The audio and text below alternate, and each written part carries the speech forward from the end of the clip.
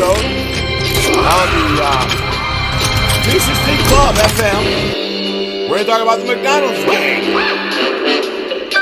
Stay tuned, folks. Special edition of the 316 Club FM with your host, Kirk Benton. It's one of the most unequal co-authoring relationships ever, but I was glad to be the beneficiary. Okay, so what did we find? What did we find in the game? Well, let me say one thing. So what we really got access to everybody in the gang. We got an inside look at the gang from the very bottom up to the very top. They trusted Sudhir in ways that really no academic has ever, or really anybody, any outsider has ever earned the trust of these gangs. To the point where they actually opened up for what was most interesting for me is their books, their financial records that they kept, and they made them available to us. And we not only could study them, but we could ask them questions about what was in them. So if I have to kind of summarize very quickly in the short time I have what the sort of the bottom line of what I take away from the gang is that if I had to draw a parallel between the gang and any other organization, it would be that the gang is just like McDonald's, okay, in a lot of different respects, the restaurant McDonald's. Okay, so first, in one way, which isn't maybe the most interesting way, but it's a good way to start, is in the way it's organized, the hierarchy of game, the way it looks. So here's what the org chart of the gang looks like. I don't know if any of you know very much about org charts, but if you were to kind of strip down and simplify McDonald's org chart, this is exactly what the org chart would look like. Now, it's amazing, but the top level of the gang, they actually call themselves the board of directors. Okay, and Sudhir says it's not like these guys had a very sophisticated kind of view of like what happened in American corporate life, but they had seen movies like Wall Street, and they kind of had learned like a little bit about what it was like to be in the real world. Now, below that board of directors, you've got the essentially what are regional VPs, people who control, say, the south side of Chicago or the west side of Chicago. Now, Sudhir got to know very well the guy who had the unfortunate assignment of trying to take the Iowa franchise, which it turned out for this black gang was not one of the more brilliant financial endeavors that they undertook. Okay? But the thing that really makes the gang seem like McDonald's is its franchisees. The guys who are running, the local gangs, the four square block areas, they're just like the guys, in some sense, who are running the McDonald's. They are the entrepreneurs. They get the exclusive property rights to control the drug selling. They get the name of the gang behind them for merchandising and marketing. And they're the ones who basically make the profit or lose the profit, depending on how good they are at running the business. Now, the group I really want you to think about, though, are the ones at the bottom, the foot soldiers. Okay, these are the teenagers typically who would be standing out on the street corners selling the drugs. Extremely dangerous work. And important to note that almost all of the weight, all of the people in this organization are at the bottom. Okay, just like McDonald's. So in some sense, the foot soldiers are a lot like the people who are taking the order at McDonald's. And it's not just by chance they're like them. In fact, in these neighborhoods, they'd be the same people. So the same kids who were working in the gang were actually, at the very same time, they would typically be working part-time at a place like McDonald's. Okay, which already, I think, foreshadows the main result that I've talked about what a crappy job it was being in the gang. Because obviously, if being in the gang was such a wonderful, lucrative job, why in the world were these guys moonlight at McDonald's? Okay, so what do the wages look like? So you might be surprised, but based on the actual, being able to talk to them and to see the records, this is what it looks like in terms of the wages. The hourly wage the foot soldiers were earning was $3.50 an hour. It was below the minimum wage. Okay, and this is well documented. It's easy to see by the patterns of consumption they have. It really is not fiction, it's fact. There was very little money in the gang, especially at the bottom. Now, if you manage to rise up, say, be that local leader, the guy who's equivalent of the McDonald's franchisee, you'd be making $100,000 a year. And that, in some ways, was the best job you could hope to get if you were growing up in one of these neighborhoods as a young black man. If you managed to rise to the very top, $200,000 or $400,000 a year is what you'd hope to make. Truly, you would be a great success story. And one of the sad parts of this is that, indeed, among the many other ramifications of crack cocaine is that the most talented individuals in these communities, this is what they were striving for. They weren't trying to make it in legitimate ways because there were no legitimate channels out. This was the best way out. And it actually was the right choice probably to try to make it out this way. You look at this, the relationship with McDonald's breaks down here. The money looks about the same. Why is it such a bad job? Well, the reason it's such a bad job is that there's somebody shooting at you a lot of the time. Okay? So we're shooting at you. What are the death rates? Okay? We found in our gang, and admittedly this was not really sort of a standard situation. This was a game of a time of intense violence, of a lot of gang wars, as this gang actually became quite successful, but there were costs. And so the death rate, not to mention the rate of being arrested, sent to prison, being wounded, the death rate in our sample was 7% per person per year. You're in the gang for 4 years, you expect to die with about a 25% likelihood. Okay? That is about as high as you can get. So just for comparison's purposes, let's think about some other walk of life where you may expect might be extremely risky. Like let's say that you were a murderer, and you're convicted of murder and you're sent to death row. Turns out the death rates on death row from all causes, including execution, 2% a year. Okay? So it's a lot safer being on death row than it is selling drugs out on the street. Okay? That makes you pause, gives you some pause. Those of you who believe that the death penalty is going to have an enormous deterrent effect on crime. Now, to give you a sense of just how bad the inner city was during crack, and I'm not really talking about, I'm not really focusing on the negatives, but really there's another story to tell you there. If you look at the death rates just of random young black males growing up in the inner city in the United States, the death rates during crack were about 1%. That's extremely high. This is violent death. It's unbelievable in some sense. To put it into perspective, if you compare this to the soldiers in Iraq, for instance, right now, fighting the war, 0.5%. So in some very literal way, the young black men who were growing up in this country were living in a war zone, very much in the sense of the way that the soldiers over in Iraq are fighting a war. Okay, so why in the world, you might ask, would anybody be willing to stand out on the street corner selling drugs for $3.50 an hour with a 25% chance of dying over the next 4 years? Why would they do that? Okay? And I think there are a couple answers. I think the first one is that they got fueled by history. It used to be the gang was a rite of passage, that the young people controlled the gang, that as you got older, you dropped out of the gang.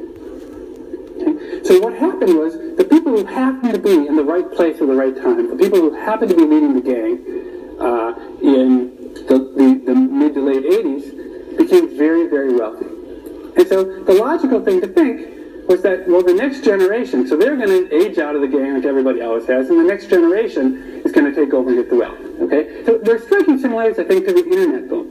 Right? The first set of people in Silicon Valley got very, very rich. And then all my friends said, maybe I should go do that too. And they were willing to work very cheap for stock options that never came. Okay? In some sense, that's what happened exactly to the set of people we were looking at. Is that they were willing to start at the bottom, just like, say, a lawyer at a law firm, a first-year lawyer is willing to start at the bottom, work 80-hour weeks for not that much money because they think they're going to make partner. But what happened was the rules changed and they never got to make partner. Indeed, the same people who were running all of the major gangs in the late 1980s are still running the major gangs in Chicago today. They never passed on any of the wealth, so everybody got stuck at that $3.50 an hour job, and it turned out to be a disaster. The other thing the gang was very, very good at was marketing and trickery. And so, for instance, one thing the gang would do is, the gang leaders would have big entourages, and they'd drive fancy cars and have fancy jewelry. So what Sadir eventually realized, as he hung out with them more, is that really, they didn't own those cars, they just leased them, because they couldn't afford to own the fancy cars, and they didn't really have gold jewelry, they had gold-plated jewelry. It goes back to the real versus the fake real. And really, they did all sorts of things to trick the young people into thinking what a great deal the game was going to be. So, for instance, they would give a 14-year-old kid, they'd give him a whole, roll of bills to hold. That 14-year-old kid would say, oh, well, he would say to his friends, hey, look at all the money I got in the gang. It wasn't his money until he spent it, and then essentially he was in debt to the gang or sort of an indentured servant for a while. Okay, so I have a couple minutes. Let me do one other thing I hadn't thought I'd have time to do, which is to talk about what we learn more generally about economics from the study of the game. Okay, so economists tend to talk in technical words. Often our theories fail quite miserably when we go to the data. But actually what's kind of interesting is that in this setting, it turned out that some of the economic theories that worked not so well in the real economy work very well in the drug economy, in some sense because it's unfettered capitalism. Here's an economic principle. This is one of the basic ideas in labor economics called the compensating differential. It's the idea that basically the increment of wages that a worker requires to leave him indifferent between performing two tasks, one which is more unpleasant than the other, that's what you call a compensating differential. It's why we think garbage men might be paid more than people who work in parks. Okay? So in the words of the gang, one of the members of the gang, I think, makes this clear. So it turns out, I'm sort of getting ahead of myself, it turns out in the gang, when there's a war going on, that they actually pay the foot soldiers twice as much money. Okay, it's exactly this concept, because they're not willing to be at risk. So here's, in the words of the gang member, captures it quite nicely. He says, would you stand around here when all this shit, that means shooting, if all this shit's going on? No, right. So if I'm going to be asked to put my life on the line, then front me the cash, man. So essentially, I think the gang member says it much more articulately than does the economist about what's going on. Here's another one. So economists talk about game theory, that every two-person game has a Nash equilibrium. Here's the translation you get from the gang member. They're talking about the decision why they don't go shoot. One thing that turns out to be a great business tactic in the gang, if you go and just shoot in the air, just shoot guns in the other gang's territory, all the people are afraid to go by the guns there, they're going to come into your neighborhood. So, but here's what he says about why they don't do that. He says, if we start shooting around there in the other gang's territory, nobody, and I mean you dig it, nobody going to step on their turf. But we got to be careful, because they can shoot around here too, and then we all fucked. Okay? So that's exactly the same concept. It looked like, in terms of the gang leader always got paid. Okay, he always, no matter how bad it was economically, he always got himself paid. So we had some theories relating to cash flow and lack of access to capital markets and things like that. But then we asked the gang member, well, why is it you always get paid and your workers don't always get paid? His response is, you got all these niggers below you who want your job, you dig? If you start taking losses, they see you as weak and shit. Okay? And I thought about it. I said, CEOs often pay themselves $1 million bonuses even when companies are losing a lot of money. And it never really occurred to economists that this idea of weak and shit could really be important. But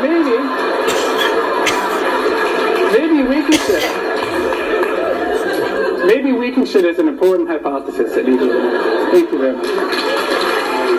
Removed a teacher who was forcing students. A Vancouver, Washington school district has removed a teacher who was forcing students to pay to use the bathroom for potty breaks. These were elementary school students. Third grade students at Mill Plain Elementary earn play money that they could exchange for treats. The money could be used to buy things like popcorn or small toys, but it was also used as a bathroom pass. And then in 2 cases last week, children chose to spend the money on treats instead of bathroom breaks and wet themselves because they didn't have enough money for a trip to the restroom. I remember having a middle school teacher who would give us fake money for treats, but never like the bathroom break thing. But I did also have teachers who would refuse to let you go to the bathroom when you would raise your hand. And it was because some students would abuse it, right? But look, here's the thing. If someone says they need to go to the bathroom, let them go to the bathroom. If they're abusing it, who cares? Better safe than sorry. Let them go to the freaking bathroom. By the way, this is third grade. That's what I was going to say. These aren't like little kindergartners. These are like 9 and 10-year-olds. I mean, that's traumatic. Yeah. I mean, you're like a real kid at that point. You're not just some little toddler,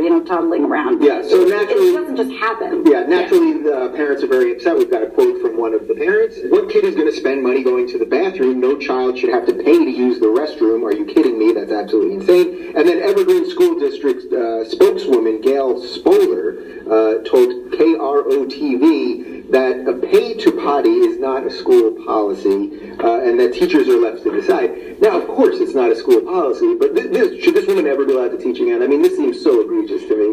I don't know if we should fire her for life or ban her for life. I don't know if I agree with that, but I mean, there should be a teachable moment. Like, if your students need to go to the bathroom, let them go to the bathroom. It's not supposed to be like a privilege. Like, ooh, I get to tinkle right now. Like, no, let them go to the bathroom when they have to go to the bathroom. I had this math teacher who just would not allow us to go. And I remember one day I got in trouble because I asked him politely. He said no, and I was a good student. It's not like I was a troublemaker. And I was like, then I'm going to get up and go to the bathroom. Yeah. And if I ever become a teacher, I know that I teach college classes, but if I was ever a grade teacher, I would just say, yeah, do you. Like, I'm not, you don't have to ask me permission. If you have to go to the bathroom, go to the bathroom. Yeah. It's fine. So we've got a little more from the school district spokeswoman. She said, we're never going to prevent a child who's in an emergency situation from going to the bathroom. We don't want the children to have accidents. We don't want the children to have health and safety issues. And so that's part of the investigation is how the procedure is being done. It seems like a bit of an odd thing. We don't want a child, like this, the emergency shouldn't get. Well, I think the point is that what I'm showing here is the economics of street gang life as opposed to working at McDonald's, and what is lucrative and what is not, and what kind of capitalism are you practicing, and the situation with the kids in school. You basically are setting rules and setting up a system that is painful. So let's think about that a little bit further with Morgan Freeman. Way to teach this. First room break, boss.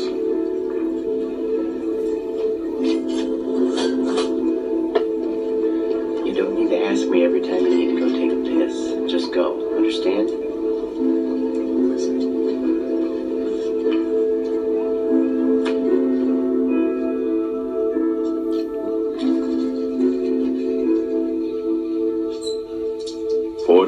I've been asking permission to piss. I can't squeeze a drop without say so.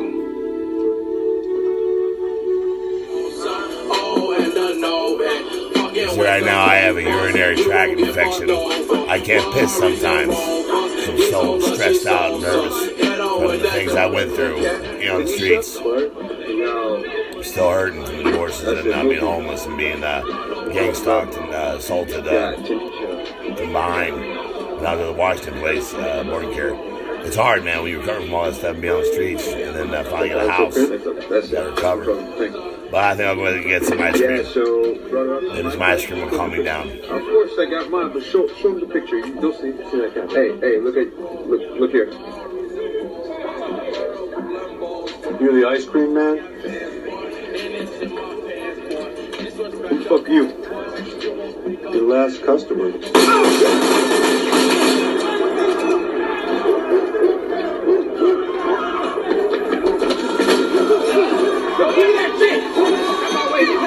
Free enterprise. He was white. White guy. He had a hoodie, and then come up with a project. Risky business. Short? He was that? Not chocolate chip. Not short. He's my like favorite. taller than me. I don't know. He just ran over there and he's just Don't worry. white guy. I love America. Everybody. Yeah, exactly. So good night. Y'all take care of yourselves and keep praying and reading your Bible. It's time to say, look to the west to find that which is lost. Remember, Jesus Christ loves you. That's the end of Club FM. Take care. Never seen nothing that fast in my life. Never. Gone. Right. Faster than a speeding bullet. Faster than a speeding bullet with grease on it. With grease on it. Hair grease. Look at him go. Boogity, boogity, boogity. Boogity, boogity, boogity.